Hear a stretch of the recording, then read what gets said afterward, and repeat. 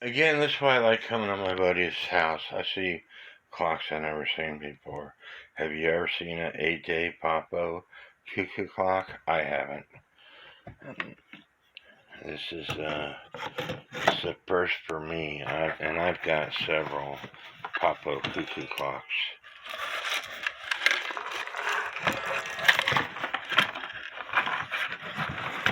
Remember how you tell an 8-day from a 1-day? Great wheel being the first wheel, second wheel, third wheel, escapement wheel being the fourth wheel.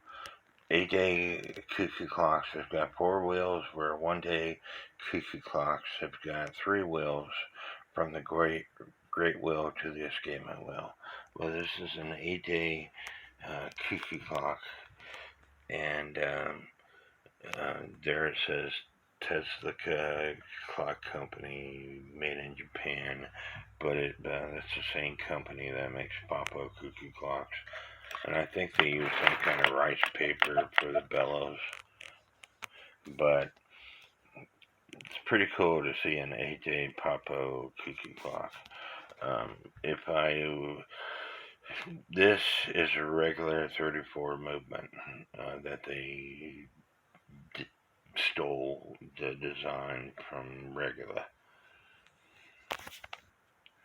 It doesn't say regular on it whatsoever, but they stole the design from Blackpool's regular. The same way with a lot of the 1-day cuckoo clocks, it has a regular 25 movement in it, but it doesn't say regular whatsoever on it. Here's another Poppo cuckoo clock, but it's a 1-day, and it's a count wheel type movement. This would be one of the original earlier type movements, but it's a 1-day. Great wheel, second wheel, escapement wheel. 3 wheels, 1-day. True 30-hour clock, because it's a count wheel type system.